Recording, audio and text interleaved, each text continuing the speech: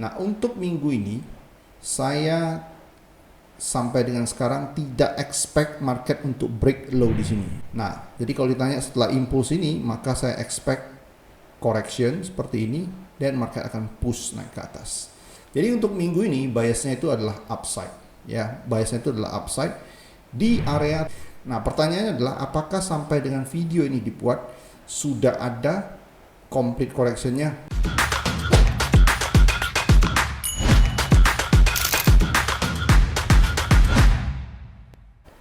Hi traders, welcome back to the YouTube channel. Kita ketemu di Weekly Market Outlook edisi terakhir di bulan Agustus, di tanggal 25 sampai dengan tanggal 29 Agustus, minggu terakhir di bulan Agustus. Oke, kita langsung aja ke ekonomi kalender. Hari Senin ini nggak ada apa-apa, Selasa nggak ada apa-apa. Market bakal mulai volatile nanti adalah di hari Rabu, Kamis terutama, dan nanti di hari Jumat. Kenapa Jumat? Ingat ada data PCE. PCE itu adalah Personal Consumption Expenditure. The Fed selaku Bank Sentral Amerika bakal memutuskan masa depan suku bunga Fed itu berdasarkan dua data. Seperti yang saya sudah sebutkan, yaitu data CPI dan data PCE, yaitu untuk masalah inflasi, ya, di luar daripada unemployment rate. Oke, jadi PCE ini di luar daripada CPI itu adalah data yang dipakai untuk menentukan apakah mereka akan mengubah kebijakan suku bunga mereka. Berdasarkan hari Jumat lalu, yaitu ketika Jerome Powell speak di Jackson Hole, ya, beliau sudah mengatakan, dia udah kasih hint September bakal potong suku bunga. Oke, so kita bakal lihat seperti apa structure dan potensi pergerakan yang bakal timbul di minggu ini. Ya, kita langsung aja menuju ke chart. Oke, ini adalah watch list untuk minggu ini.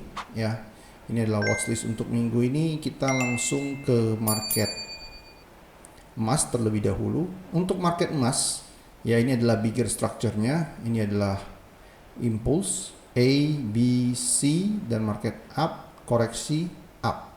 Nah, untuk minggu ini saya sampai dengan sekarang tidak expect market untuk break low di sini. Low-nya adalah 3321, which is ini adalah low sebelum market bereaksi pada hari Jumat lalu. Oke.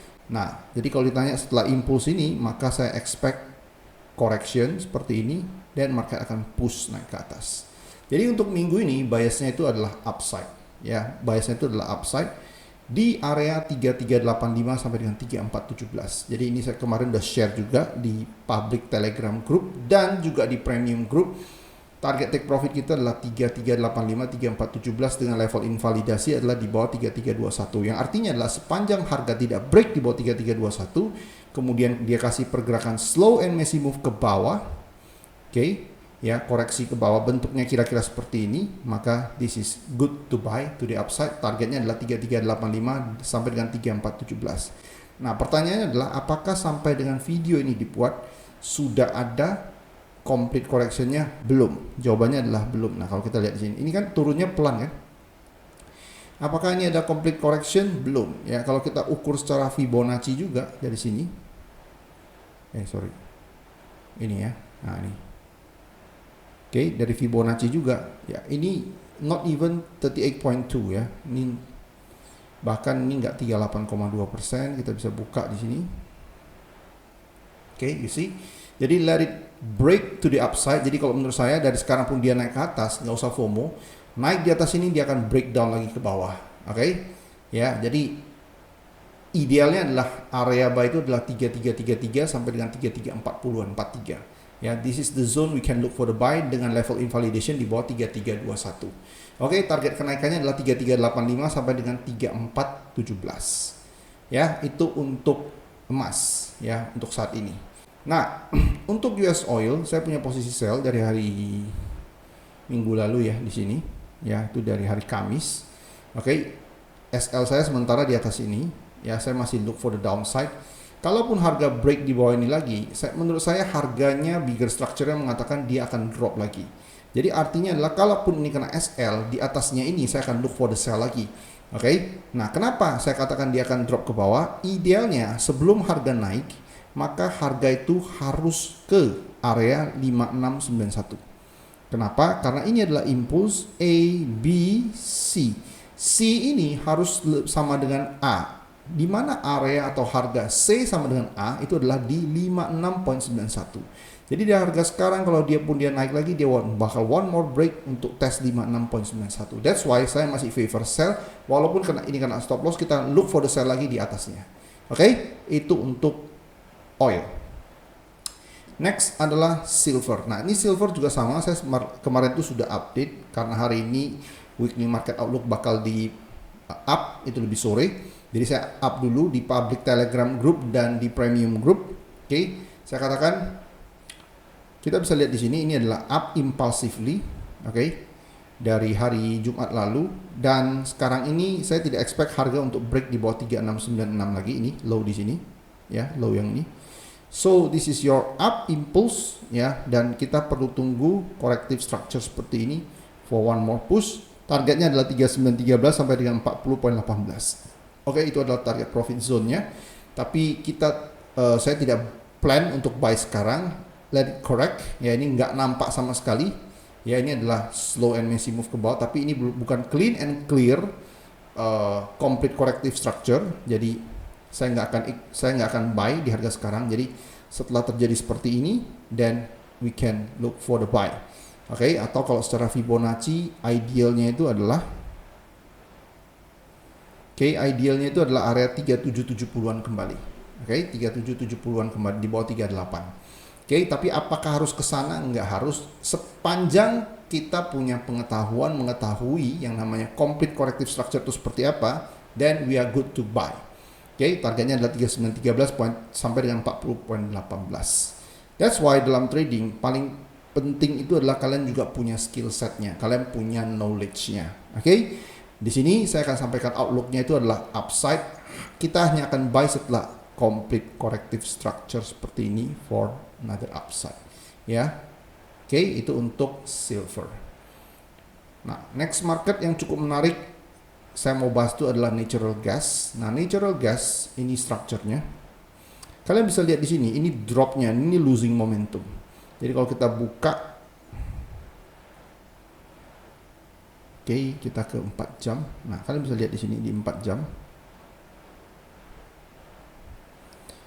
Ini adalah lower low, lower low, lower low, lower low, dan ini adalah higher low, higher low, higher low. Artinya ini adalah losing momentum untuk ke atas.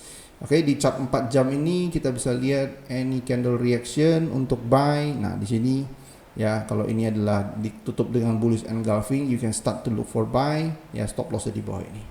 Kalau ini engulfing. Tapi kalau enggak, dia artinya masih bakal drop, bisa drop lagi ke bawah. Any new low could be the potential last low before another up. Jadi ya, structure yang saya perhatikan itu adalah ini ya. This is your impulse A, B, C. This is losing momentum, another upside. Oke, itu untuk natural gas. Next market itu adalah pound against, ya ini saya hapus dulu, pound against dollar. Nah, untuk pound against dollar kita expect harga untuk go up lagi. Ya, kita expect harga untuk go up tanpa break low di sini. Ini adalah low sebelum Jackson Hole hari Jumat lalu. Sebelum kita buy, kita perlu melihat something seperti ini, complete correction before another buy to take this stop. Jadi GBP USD, XAU USD, silver itu strukturnya kurang lebih sama, mirip-mirip ya. Kita tidak expect harga break di bawah low ini, then another push to the upside, we look for the buy setelah complete correction ya. Di 4 jam ini belum kelihatan, apalagi di 1 jam, di 1 jam juga belum ya. Let it spend more time ya to complete the correction before another buy. Oke, next market yang saya mau bahas itu adalah USD CAD. Untuk USD CAD ini harga drop. Minggu lalu kita ada sell di sini ya, di sekitar sini. Kemudian hit stop loss 50 pips.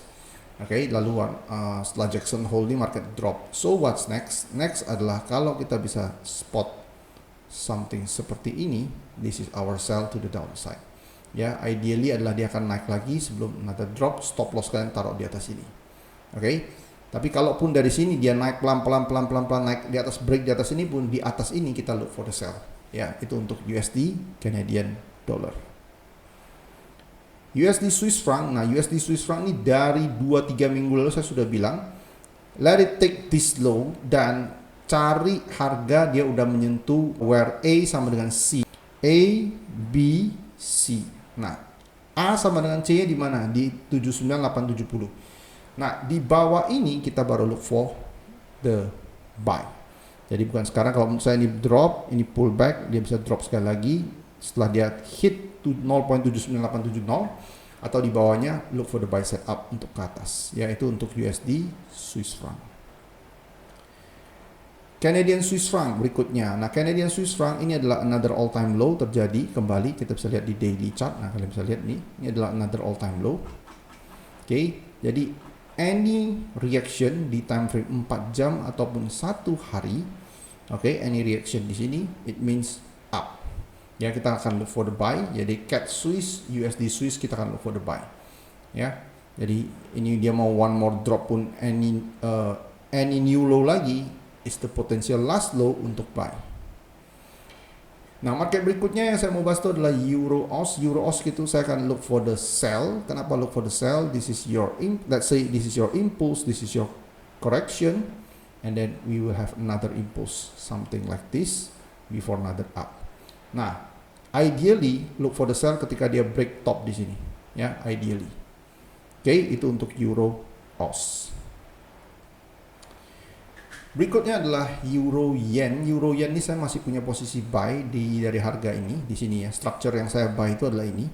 Di sini 171.45. Oke, ada momen plus kurang lebih ya 100 pips ya. Saya mau settle itu di sekitar 173, 17280 sampai dengan 173.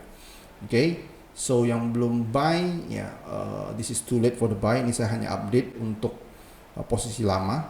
Oke, jadi at the moment saya masih buy dari 171.45, take profitnya di sekitar 173 sampai dengan 172.80, ini areanya. Oke, itu untuk take profit. Oke, lanjut ke GBP Yen. Nah, GBP Yen ini ya, saya punya limit kemarin di 198.25. That's why di sini ada alert, kalian bisa lihat di sini. Ya, 198.25. Kenapa? Structure-nya adalah ini. Kenapa bisa planning untuk buy? Structure-nya adalah ini. Impulse A, B, C. Nah, kalau ini naiknya pelan, one more drop sekalipun, saya nggak expect dia break low di sini. This is up. Tapi kalau dia naiknya correctively seperti ini, take the trade off. Ya, jadi kalau seperti ini ada kemungkinan dia one more drop sekali lagi. Kalau setelah ini kita buy, ya, udah buy, SL-nya di bawah di sini. Oke, kemudian kalau dia naiknya correctively, it means time to take the trade off dari market. Oke, itu untuk GBP Yen. New Zealand Swiss. Nah, ini New Zealand Swiss juga kurang lebih sama dengan CAD Swiss. Jadi kalian pilih salah satu, USD Swiss franc atau Canadian Swiss franc atau New Zealand Swiss. Kalau kalian yang demen dengan all time low, mau cari reversal, itu adalah CAD Swiss ya, atau ini. Kalau kalian suruh saya pilih, saya lebih pilih mending USD Swiss franc, walaupun dia nggak all time low ya, nggak apa-apa. Menurut saya strukturnya lebih jelas. Impulse A, B, C ya, where A sama dengan C, yang penting A sudah sama dengan C, it's time to look for the buy. Ya, kembali ke New Zealand Swiss. Nah, untuk New Zealand Swiss di sini saya ada gambar seperti ini. Kemarin saya ada update ya di grup premium. Oke, structure pertama adalah yang warna kuning. Oke, saya buat warna kuning. Yang warna kuning, pattern line warna kuning, impulse A, B, C, up. Nah, cuman naiknya ini pelan, artinya bisa nggak dia drop di bawah ini? Bisa. Kalau dia drop di bawah ini, maka structure yang berlaku adalah yang warna putih ini, yang ini. Jadi ini adalah impulse A, B, C. Ini juga tetap akan up. Jadi mau dia break di bawah ini atau enggak pun adalah up. Jadi kalau dia break di bawah ini, kita akan buy the potential C wave of this whole structure. Ya, potential C wave. Nah, jadi intinya New Zealand Swiss sama dengan USD Swiss franc sama dengan Canadian Swiss franc. We look for the buy either dari harga sekarang dia naik ke atas ataupun dia break di bawah ini untuk naik ke atas. Break di bawah ini pun tidak mengubah biasnya adalah ke atas. Oke, kita masuk ke market index ya. Untuk market index ini adalah another all time high dan kita bisa lihat market setelah another all time high dia memang turunnya pelan-pelan. Penurunan pelan-pelan ini artinya apa? Ini artinya adalah trend continuation pattern. Ini adalah impulse. This is possible trend continuation pattern for another upside. Oke, jadi US30 ini adalah trend continuation pattern for another upside. Cuman at the moment kita belum ada yang namanya complete correction terlebih dahulu. Jadi biarkan selama beberapa hari ke depan. Nah, kalian bisa lihat ya, nih, ini impulsively up dan di sini adalah slow and messy move ke bawah. Artinya ini adalah trend continuation pattern ke atas. Another all time high ini sangat mungkin 46.000, 46.500 itu sangat possible.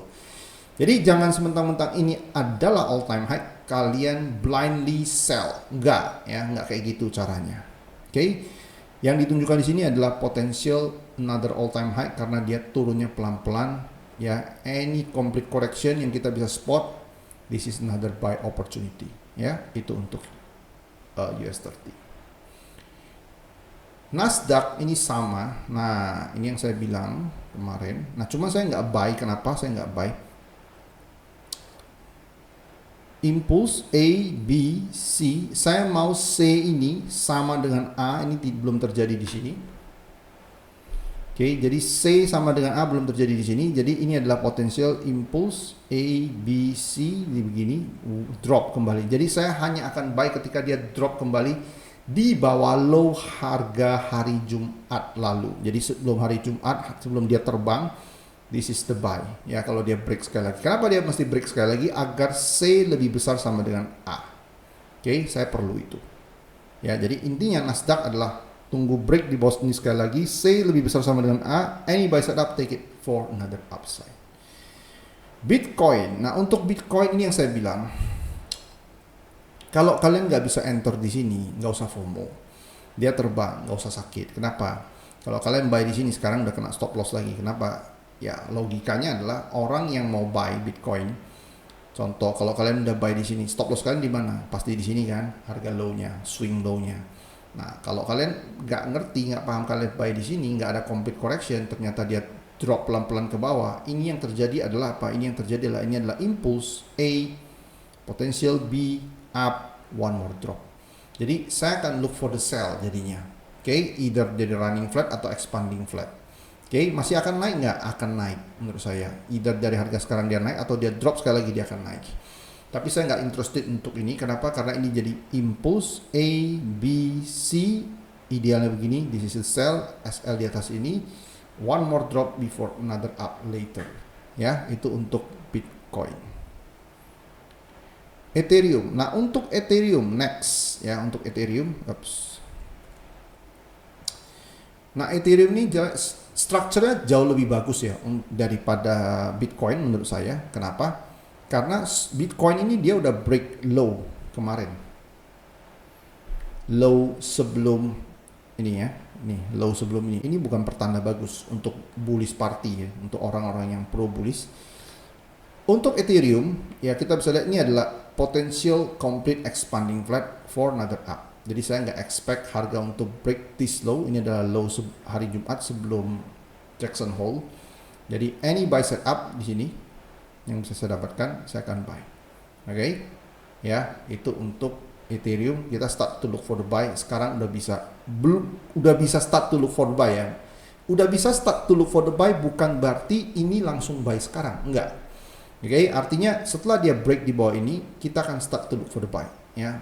Mulai cari buy setup ya. Bagaimana buy setup itu kalian perlu tahu, kalian perlu masing-masing dari antara kalian perlu punya syarat gimana harus beli. Ya cuma saya bisa sampaikan di sini adalah di bawah low ini start to look for the buy setup. Next adalah ini XRP, terakhir market yang kita mau bahas XRP. Nah, untuk XRP ya. Ini adalah complete expanding flat. Oke, one more push ke atas tanpa break low di sini.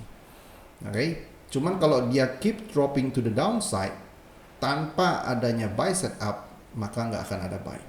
Berarti ini sama dengan Bitcoin. Oke, jadi kalau kalian mau buy pun, kalau dia drop terus ke bawah nggak ada buy setup sama sekali, cari buy di bawah ini, di bawah low ini. Setelah dia break low di sini. Oke, so XRP saya at the moment tidak expect dia untuk break low di sini. Oke, any buy setup kita dapatkan, kita bisa spot setelah dia break low di sini, which is itu udah done sekarang. Okay, start to look for the buy untuk minimum break this top or even this top or even this area 3.1926. Okay, itu untuk crypto XRP ya. So I think that's it. Itu dulu untuk sekarang ini. Kita akan ketemu lagi nanti di hari Rabu live session YouTube jam 8 malam. Okay, all the best for your trade with care. See you Wednesday. Bye bye.